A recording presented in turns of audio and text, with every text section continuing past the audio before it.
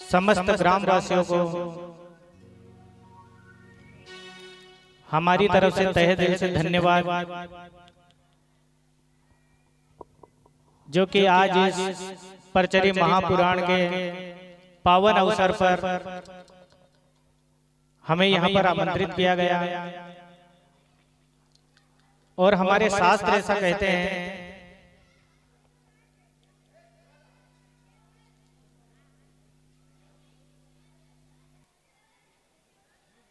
कि जिस गांव में कभी संत का आगमन हो जाए, जैसे तुलसीदास जी ने रामचरितमानस में कहा है, अब मोहे पूर्ण भरोसा हनुमंता, बिनु हरि कृपा मिले नहीं संता। बिना संत की कृपा के कभी परमात्मा मिलता नहीं है। लेकिन आज हमारे गांव में अगर कभी एक संत की कथा हो रही है तो हो न हो, ये ईश्वर की कृपा का ही लक्षण है। तो आज जिस परचरी पुराण को महाराज जी के मुखारबिंद से हम श्रवण कर रहे हैं, यह परचरी पुराण संवत 1748 में खेमदास बाबा के द्वारा लिखी। गुरु महाराज की समाधि संवत 1616 की, और आप सभी ने सुनी लियो है कि गुरु महाराज को जन्म संवत 1576 को, यानी 40 वर्ष की उम्र में गुरु महाराज इतना बड़ा कार्य करी गए इस निमाड़ के अंदर कि 40 वर्ष की उम्र में गुरु महाराज ने यहां से समाधि ली। और समाधि का 132 वर्ष का बाद गुरु महाराज बेलदार समाज का एक खेमदास बाबा, जो दुई आंख से नेत्रहीन, उनका द्वारा इस परचरी को लेखन कार्य करवाया। तो परचरी यहाँ आप देखो कि कहीं भागवत पुराण कभी हम सुनना जावा तो भागवत पुराण में हमको भगवान श्री कृष्ण की लीला को अनुवाद मिला।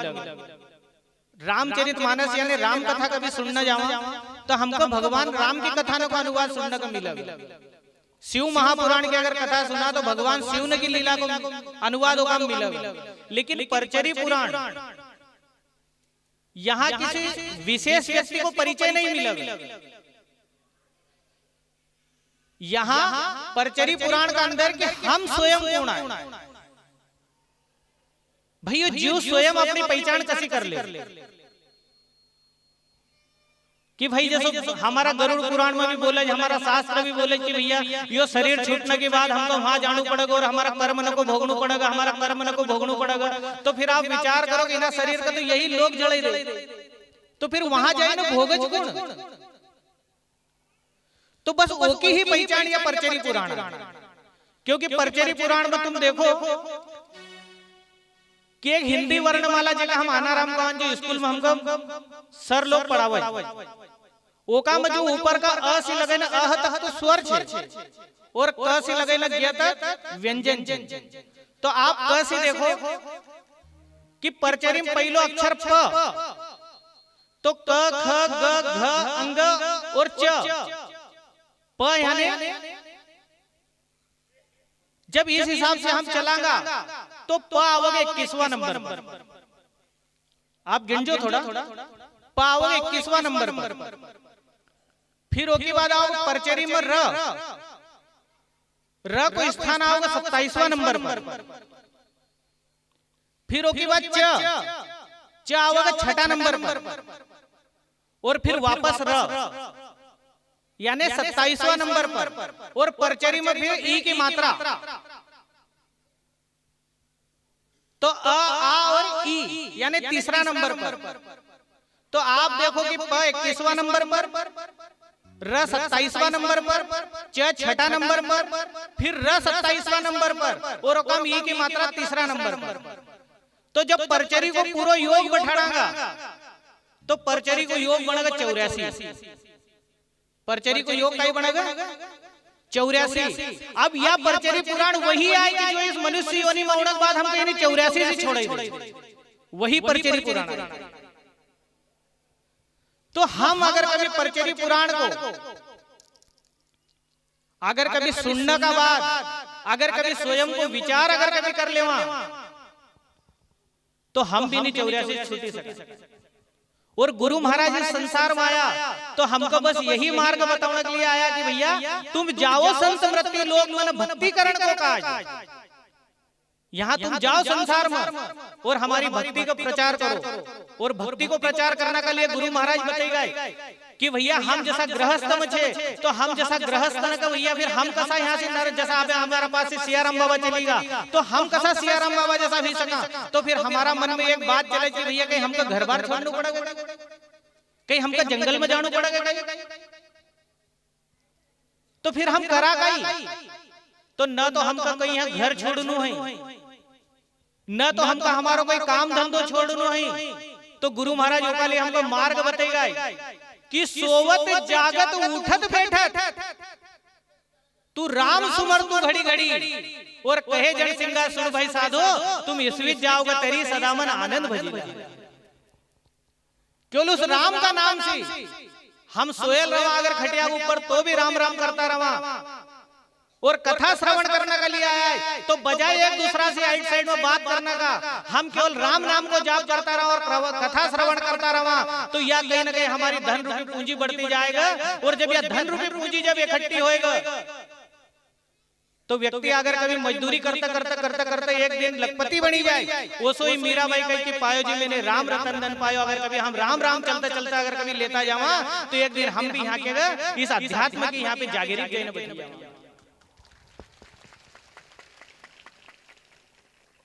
इसलिए गुरु महाराज कहते भैया हम जैसा गृहस्थ न कर तो गुरु महाराज देखो कैसा कैसा समझेगा। एक किसान का किरसानी की भाषा में समझेगा कि भाई खेती खेड़ो हरि नाम की जाम मुक्ति को लाभ।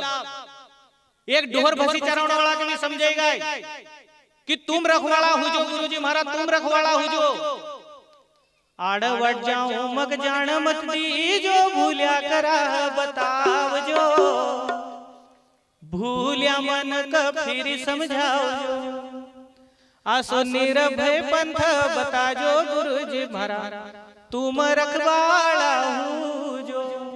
एक ढोर चरोड़िया का भी बताएगा कि भैया हम भी यहाँ से नर का नारायण कसा भी जावा। जो सियाराम बाबा की स्थिति रही वह स्थिति हमारी कसी भी जाए।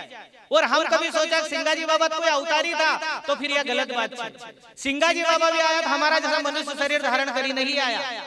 सियाराम बाबा आया था सोई मनुष्य शरीर धारण करी नहीं आया। मीराबाई जात की राजपूत अगर मेवाड़ के अंदर अगर कभी जन्म लेना हो राजपूत का घर तो वहां भी दूसरा की पत्नी बनी न भी जाए चित्तौड़ के अंदर। और वह मीरा जब यहाँ से नर के नारायण हो सकते तो फिर हम क्यों नहीं हो सकते। गुरु महाराज ने यही को मार्ग हमको बताया कि भैया पशु की चाम पन्ना बना। पशु की एक चमड़ी भी रहनी तो ओका भी जात को चमार निकाली न ली जाए और ओका भी जूता चप्पल बने दे कहीं ढोल मृदंग न पूड़ा बने न लग दे।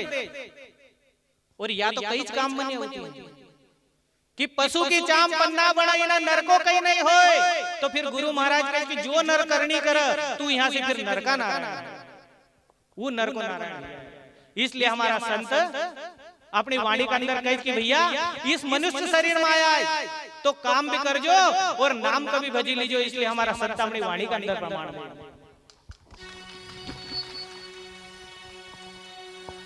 हरि श्वास शब्द जमैना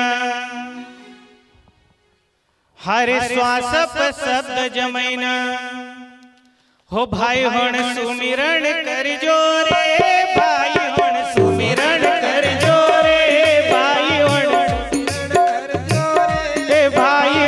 सुमिरण कर जो रे।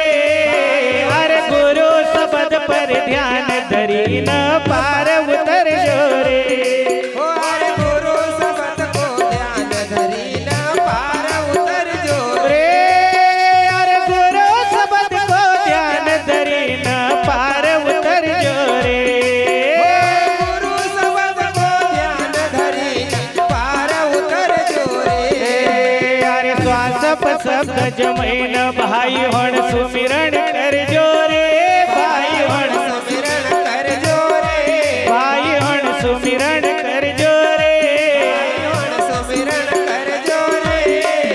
हर गुरु शब्द पर ध्यान धरी न पार